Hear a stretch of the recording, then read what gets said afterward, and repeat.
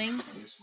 And Mr. Flemings, and is it the same in each case, or was it an agreement for a dismissal in one? Or It tended to run concurrent both the 8 years. okay, and did you do two pleas? Okay, they're both here. Okay, I'm sorry, I just saw one. Mr. Flemings, in cause number 24, DCCR 2144, you're charged with the second-degree felony offense of assault on a peace officer from September 11th of 2024. That indictment alleges that you were previously convicted of possession of a controlled substance, a third-degree felony, September 27th of 2023. And what that means is that if you go to trial and you're found guilty, and that prior offense is true, the range of punishment would be between that of a first-degree felony, which is between 5 years and up to 99 years or life in prison. Do you understand? This is the moment most viewers miss. What the judge just explained isn't a threat, it's math. In Texas, prior felonies act like multipliers. One past conviction quietly turns a case into a life-altering gamble. So when he says, "Yes, ma'am," he's not agreeing. He's absorbing the weight of decades. Sorry to interrupt. Yes. I believe the defendant's criminal history lends itself to being a habitual offender, and I have every intention of filing the habitual offender notice. Okay, and Mr. LeBlanc, did you go over that with him as well? No, you and I talked about that. 25 to 99. Yeah. So, the state has information, he says, that you have more than one felony conviction from before. So if that's true, if you have at least two that are from different dates and you are found guilty, that changes this from a first degree up to a habitual offender status, which is a minimum of 25 years in prison up to 99 years or life. Do you understand? And in cause number 24 DCCR 2145, you're charged with the state jail felony offense of injury to a child, elderly, or disabled individual from September 11th of 2024. That indictment alleges several prior state jail felony offenses. And when I say several, I mean 1, 2, 3, 4, 5, 6, 7, 8, 9, 10 prior state jail felony offenses. It does not allege those prior regular felony offenses, but if you have, again, two regular felonies that are sequenced, not on the same day, in that case, it would make it a second-degree felony offense for punishment purposes, which has a punishment range between 2 years and up to 20 years. Do you understand? Judge, I'm sorry to interrupt again. I want to correct the record. I misspoke. Mr. LeBlanc and I talked about it being enhanced to a regular first degree. Okay. 5 to 99. We Okay. didn't specifically talk about the 25 to 99. I don't want to. Y'all did it, but you do have the prior, so it could be. Y'all just didn't discuss it. Yes, ma'am. Okay. This is where courtroom language turns brutal. Habitual offender sounds technical, but it's one of the harshest labels in criminal law. It strips away flexibility. The judge isn't debating guilt here. She's warning him what history does to mercy. And once that switch flips, the floor drops to 25 years. No shortcuts. No sympathy clauses. So, but you understand now, I've admonished you, and you understand, and you know what your history is. If you have a prior felony, two prior felonies that aren't state jail, and you're found guilty, then the minimum punishment is 25 years. You understand? And that's on the assault case of a peace officer. The other range of punishment in the injury to a child would be 2 to 20. You understand? Let's be clear, rejecting an 8-year plea isn't confidence, it's confrontation. He's telling the state, prove it. But juries don't see paperwork, they see patterns. And prosecutors love patterns. This is the moment where hope clashes head-on with statistics, and the House usually wins. Okay, and so I have here on the computer plea bargain rejections that you've signed with Mr. LeBlanc that shows that the district attorney's office has made an offer of 8 years in each of those cases to run concurrently, which means at the same time. You have every right to reject that and have your cases set for trial. I just want to make sure you understand what your possible consequences are if you go to trial, what your options are. And do you understand all of that? Yes, ma'am. And do you want to reject that offer and have your cases set for trial? Yes, ma'am. Right, we'll get it set for trial. Mr. LeBlanc will begin preparation for trial. You go back with the bailiff. All right, ma'am, you're Casey Bean. Yes, ma'am. And will your client waive the formal reading of the indictment in each case? Sure, Ms. Bean, in cause number 23, DCCR 2068, you're charged with theft of property in an amount more than $2,500 with previous convictions, which is a third-degree felony, from April 6th of 2023. The indictment alleges you were previously convicted of theft September 4th of 2014, December 22nd of 2015, December 6th of 2017, December 7th of 2018, and June 24th of 2019. How do you plead to that charge? Are you pleading guilty freely and voluntarily? And are you pleading guilty because you did what they've charged you with? And then in cause number 23, DCCR 2069,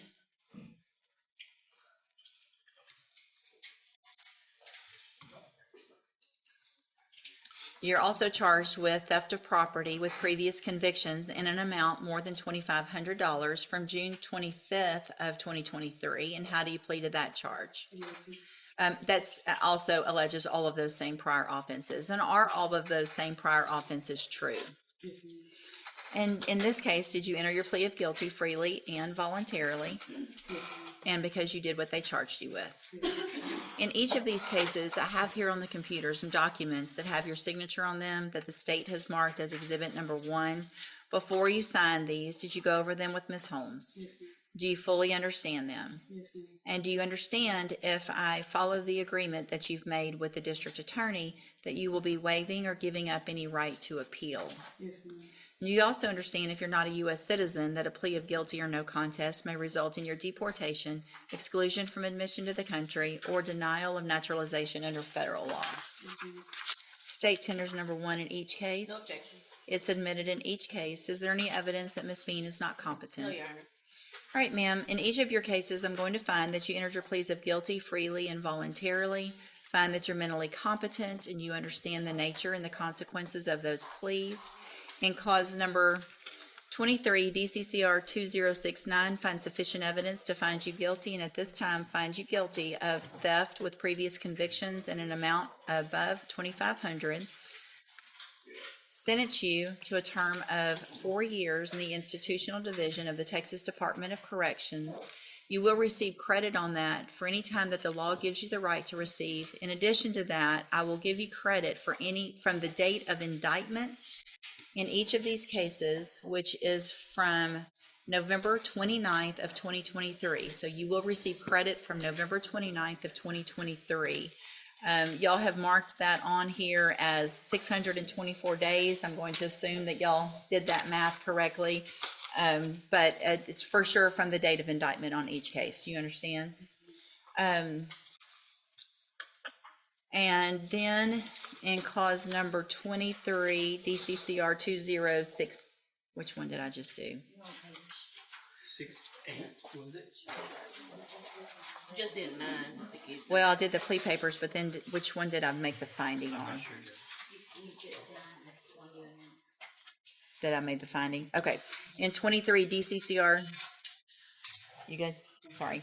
2068, I'm also going to find sufficient evidence to find you guilty, and at this time find you guilty of theft with prior convictions in an amount above $2,500. Sentence you in accordance with your agreement to a term of 4 years in the institutional division of the Texas Department of Correction. You will also receive credit on that for any time that you've been in custody that the law gives you the right to receive, and also specifically from the date of indictment, which is November 29th of 2023. These two cases will run concurrently, which means together at the same time. I have handed you the trial court certification in each case that shows these were agreements that I followed, and so you've waived your right to appeal. I have also handed you a written admonishment regarding your ineligibility to possess a firearm ammunition.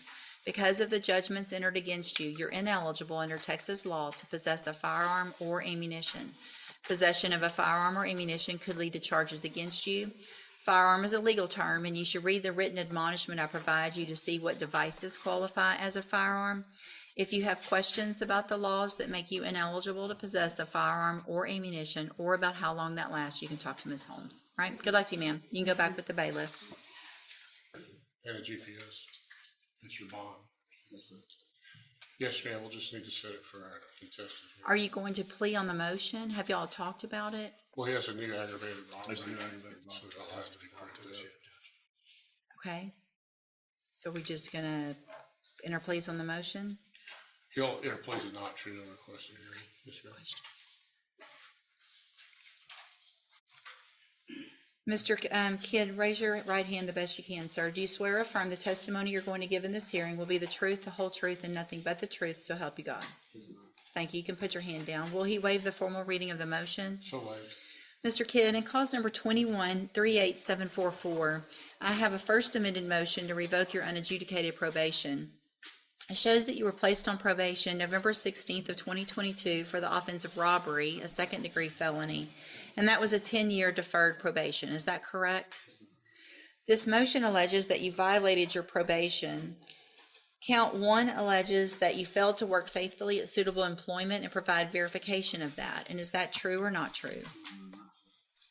Count 2 alleges that you failed to immediately report your arrest to your probation officer from March 24th of 2024. Is that true or not true?